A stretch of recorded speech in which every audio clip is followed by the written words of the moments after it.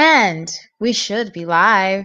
Hello. Hi, friends. How are you? It's been a couple days. I know I've been away, but I'm here and I'm great and I'm better than ever. And first and foremost, I just want to mention a few things right before we get started. First, I want to talk about BitBasel. If you guys are familiar with BitBasel already, I've been pushing it on my accounts. I'll be hosting an art gallery. I'm going to throw that on the screen real quick. I'll be hosting an art gallery in Miami.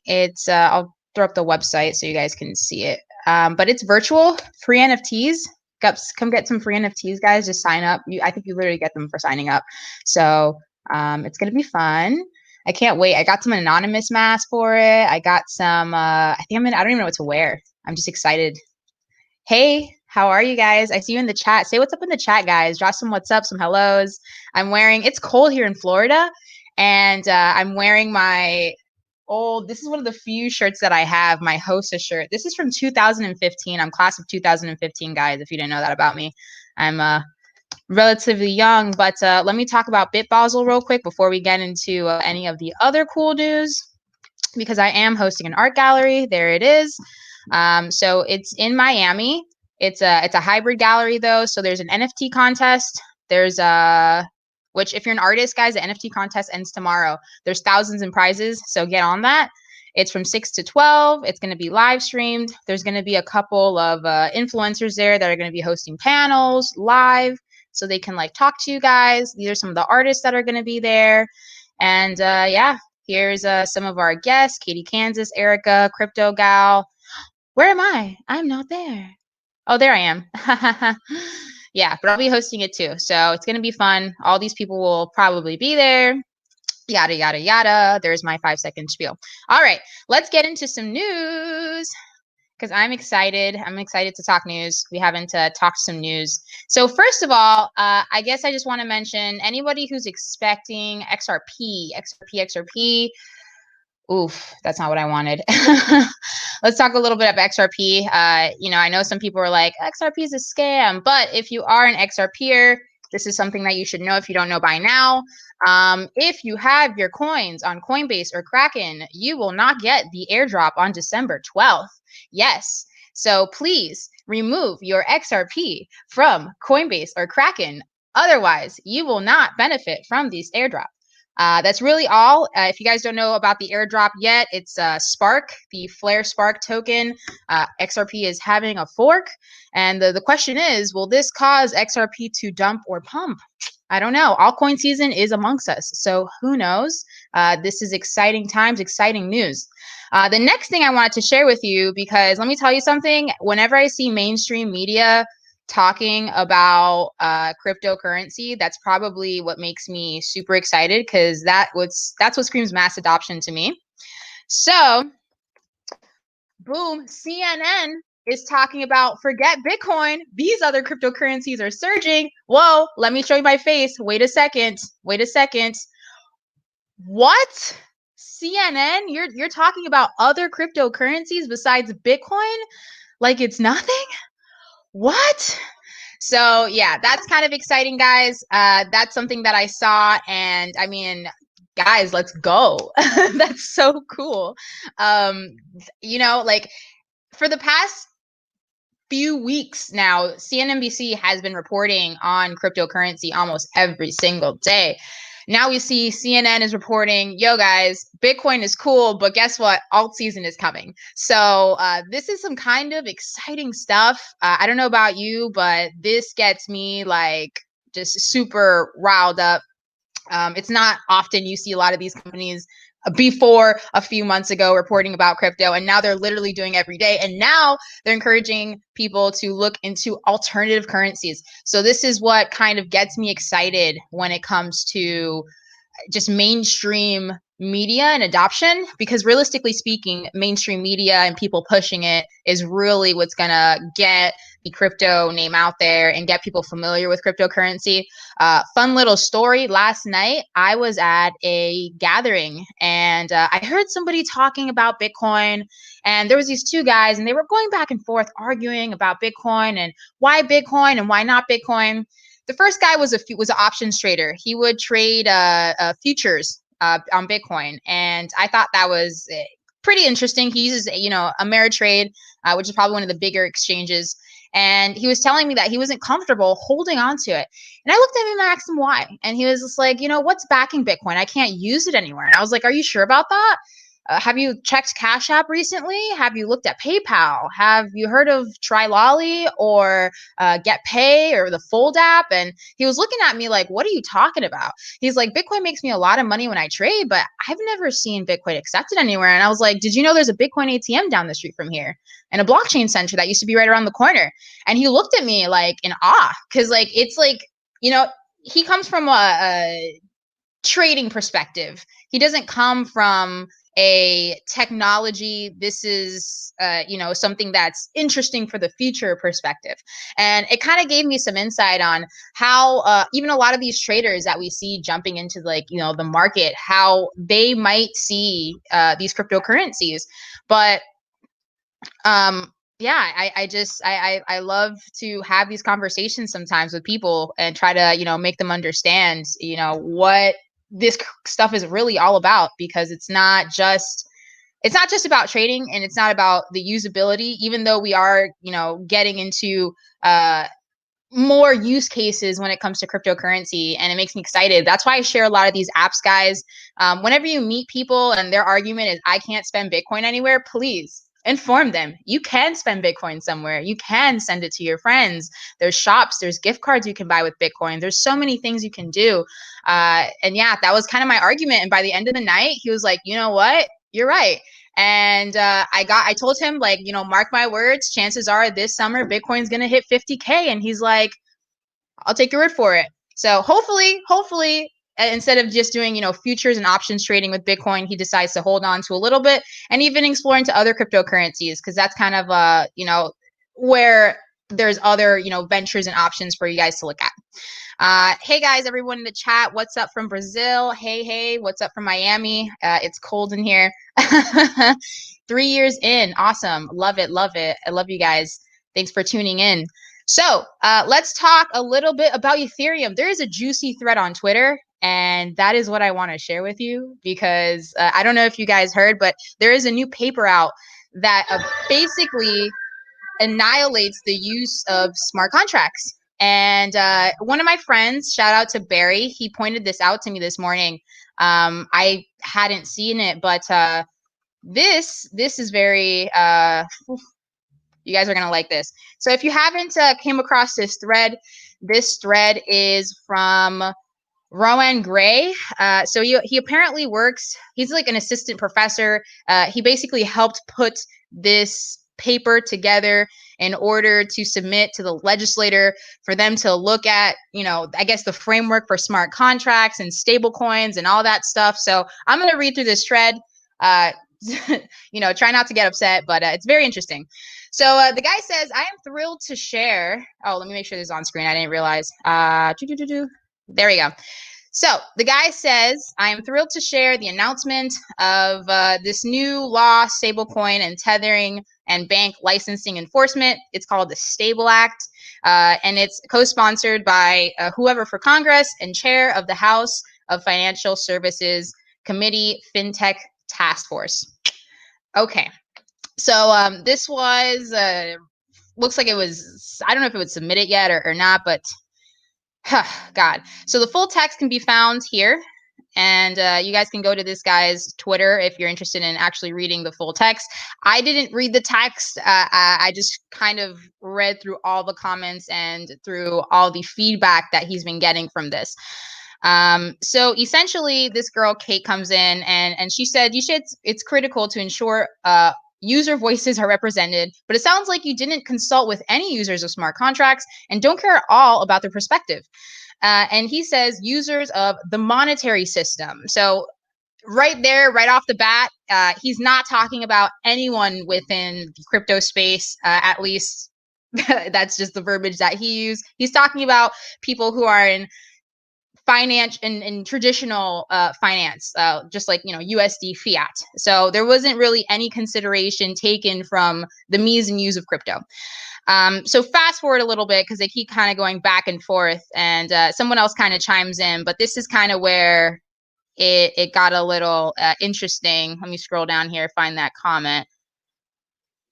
So the guy was arguing against, stable coins. And this guy says, if you want to target centralized entity providing stablecoin services, that is one thing. It should be narrowed and tailored to serve that purpose. Even then, it's just going to push activity to non-custodial smart contract solutions where enforcement questions loom. His response is, no, I want to target stable coins, all stable coins, because it's false promise and safety of stable value. And that in itself is a source of systemic risk. The question is whether people are more or less likely to start using a system like that with the belief that is a safe deposit with this bill. So I guess what he's trying to get at is because stablecoins are built on, smart contracts, they kind of give this false promise that they are, I guess, stable to USD is essentially what usually stablecoins are kind of backed on. And at first he's talking about stable coins or stable coins like Libra and Tether. Those are his examples, but clearly we know that not all stable coins are Libra or Tether, and not all of them work the same. So the next comment goes, please explain how by targeting stable coins, which are smart contracts, are you annihilating all other smart contracts as collateral damage? You said yourself that you want to punish nodes that run the code, but nodes cannot distinguish one contract from another. They absolutely can. They just don't right now. Sir, you just contradicted yourself.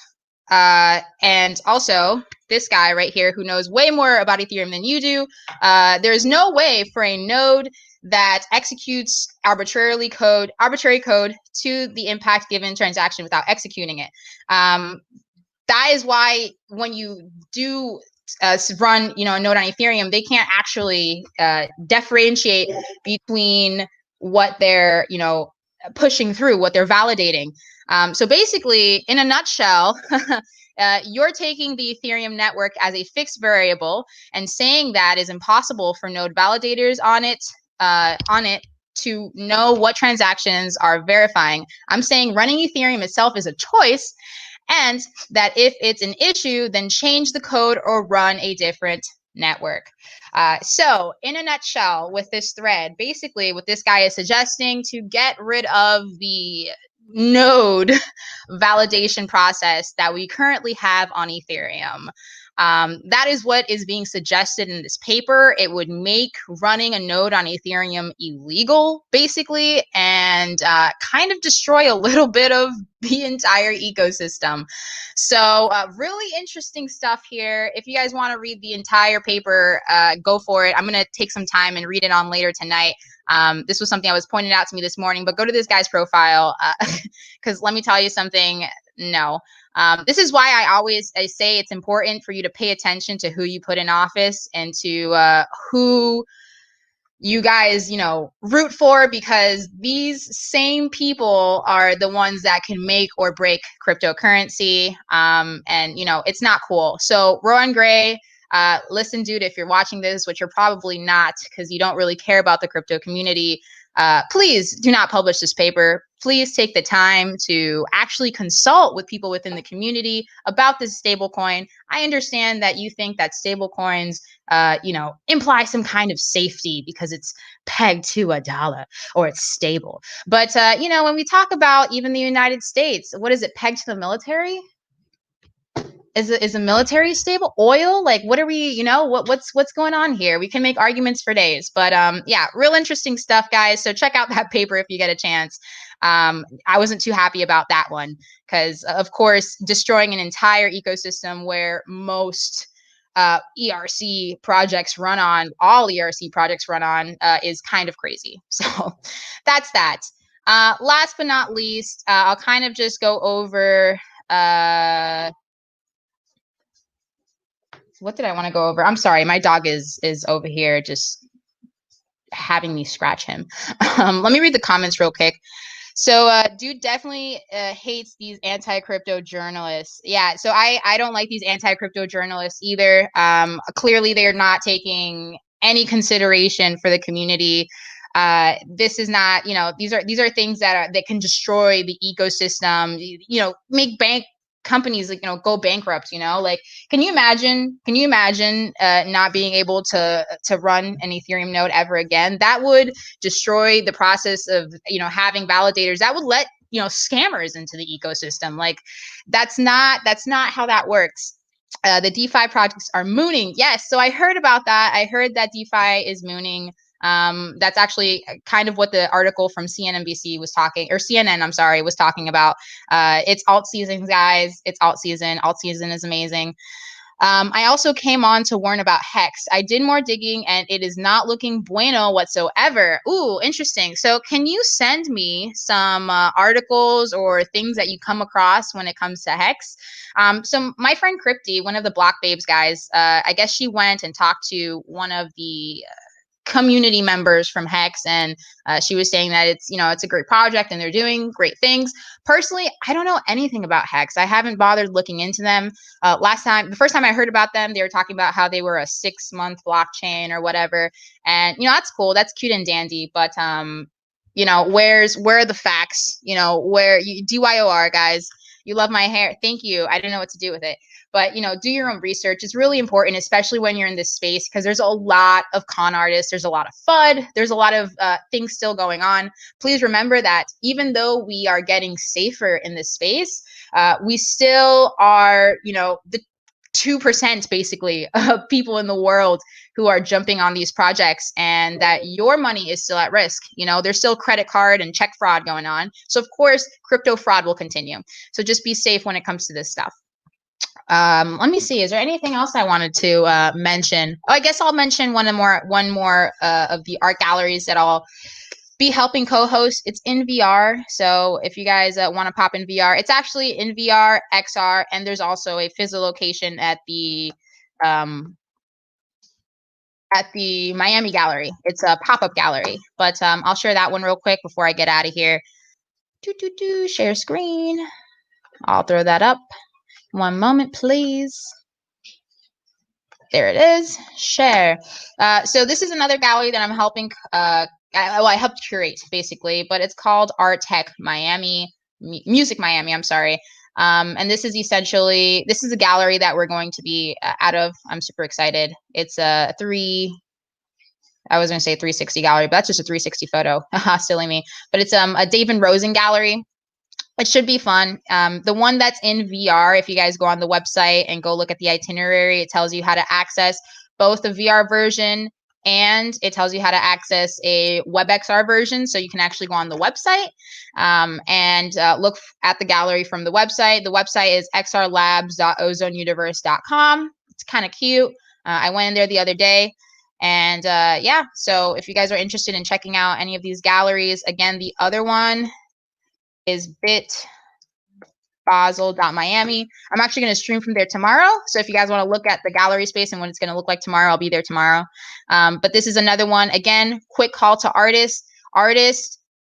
There is a competition. It's Miami Vice themed. If you win, there is $1,000 in prizes for any artist who does win this competition. The deadline is tonight actually. What the heck? It's the 3rd already. The deadline is tonight at 11:59. So you still have a little bit of time to submit any artwork that is Miami Vice themed if you are interested in winning. And guys, if you register, there will be free NFT and swag giveaways. So do that.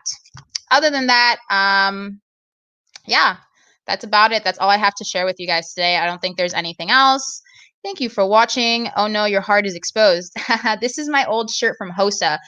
This is, again, my high school shirt. This is one of the few things that I kind of kept from high school. Yeah, that's what that is. But anyways, guys, where should I send it to you? Just DM it to me on Twitter.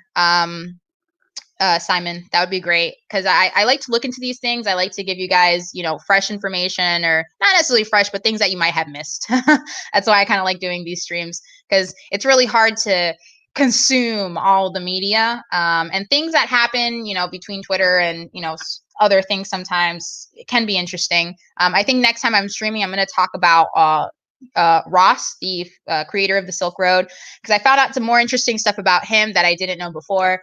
And personally, I have been part of the Free Ross movement for a while, and I have second guessed that only because there was some things that I saw that, you know, were a little questionable. But we'll get into that in another stream. For right now, guys, thanks for tuning in. I appreciate you all. Take care, do your own research, and make sure you put people in office that stand for what you believe in and always what you believe in, especially when it comes to the crypto space and technology. I appreciate your time. You guys have a wonderful night.